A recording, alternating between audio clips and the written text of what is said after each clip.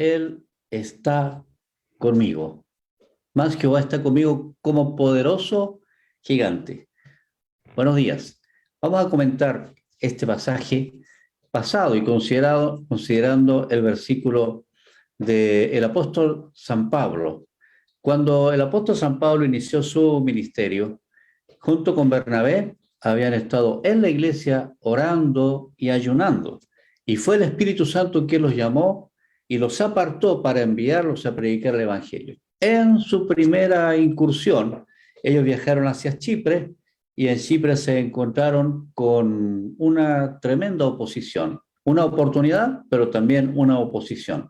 La oportunidad es que el gobernador de una de las ciudades estaba muy interesado en conocer la doctrina del apóstol San Pablo, es decir, el mensaje de Jesucristo. Pero de asesor, muy cercano a él, había un mago judío que se llamaba Elimas. Mientras Pablo intentaba predicar el Evangelio al gobernador, hablarle de la verdad, este mago se oponía y distraía al gobernador. Llegó el momento que fue tanta la diferencia que el apóstol San Pablo le da una palabra y el hombre termina ciego. Ciego. Claro, porque se había estado oponiendo a la palabra del Señor y el poder de Dios estaba sobre Pablo. El Señor había enviado a Pablo, Él estaba acompañándole y por lo tanto nadie puede oponerse a que el Evangelio siga avanzando. Entonces, cuando el profeta Jeremías en el Antiguo Testamento manifiesta, el Señor está conmigo, hay total seguridad de que quien está acompañándole, quien está respaldándole, no es cualquier persona, es el creador de los universos, el que está acompañando y guiando y enviando a estas personas. Así comenzó el ministerio de Pablo. Hijo del diablo, le dice Pablo. Esto está en Hechos capítulo 13, versículos 10 y 11. Hijo del diablo y enemigo de toda justicia, lleno de todo tipo de engaño y de fraude. ¿Nunca dejarás de torcer los caminos rectos del Señor? Ahora la mano del Señor está contra ti, vas a quedarte ciego y por algún tiempo no podrás ver la luz del sol.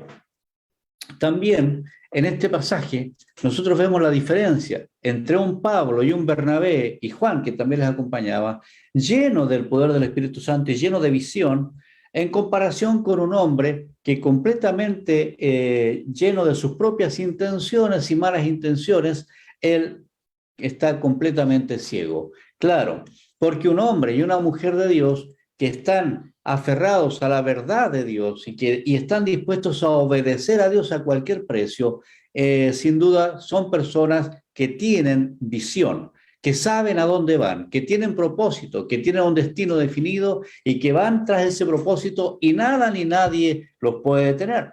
Diferente es el caso de aquellas personas que buscan sus propias intenciones o que no tienen claro su propósito o no buscan ni tienen una relación alguna con Dios.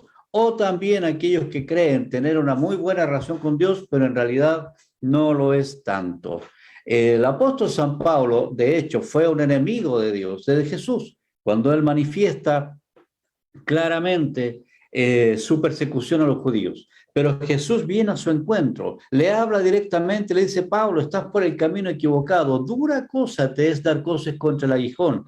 Pablo, un hombre religioso, un hombre que defendía la doctrina judía, y él que pensaba que estaba haciendo las cosas bien para Dios, pero estaba completamente equivocado. En el Antiguo Testamento, Sansón era un hombre que elegido por Dios, desde antes de nacer inclusive también Sansón estaba apartado para el servicio de Dios, pero sus deslices le hicieron llevar a un camino equivocado y tarde o temprano perdió la visión y perdió la vista, le fueron quitados los ojos. El rey Sedequías, en el tiempo que Jeremías le hablaba, le advertía, le decía, Sedequías por orgullo no quiso obedecer digamos, las profecías de Jeremías y de tal manera Sedequías terminó también en el cautiverio y ciego.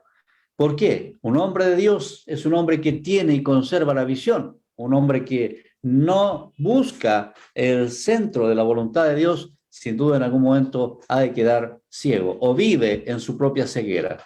El Señor Jesús, después de sanar a un hombre ciego y ver que quienes se oponían a esa sanidad, quienes se oponían a su ministerio, eran precisamente los religiosos, los que decían tener la doctrina verdadera, eran quienes se oponían al mover del milagro, los milagros de Jesús, al mover del Mesías que estaba caminando entre ellos. Jesús les dice, saben, les voy a decir una cosa, ¿saben? No hay peor ciego que el que no quiere ver.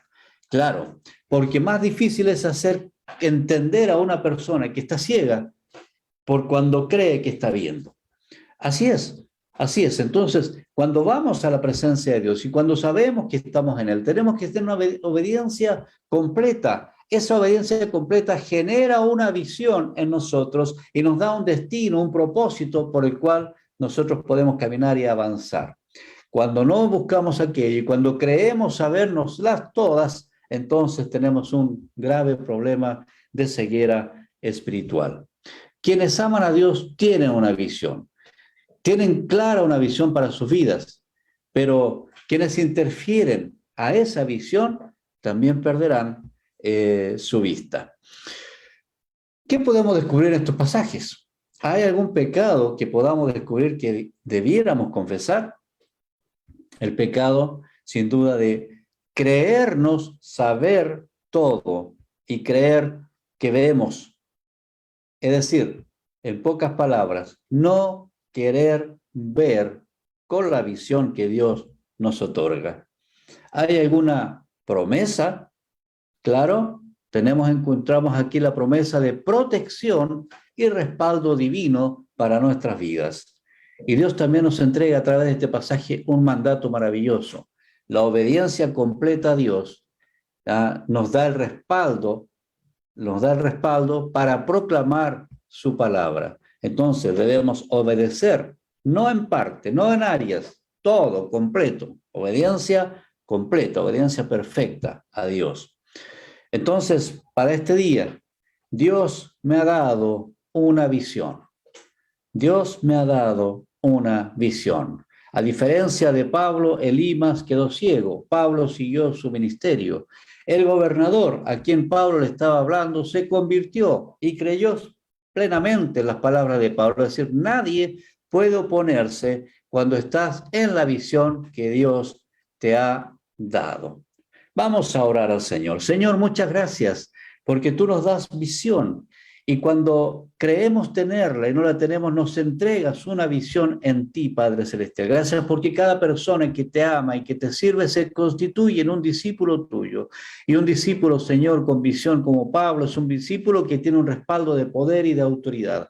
Bendícenos, Señor, en este día. En el nombre de Jesús. Amén. Muy bien, esta es la reflexión para hoy. Tenemos una visión de Dios. Que Dios les bendiga.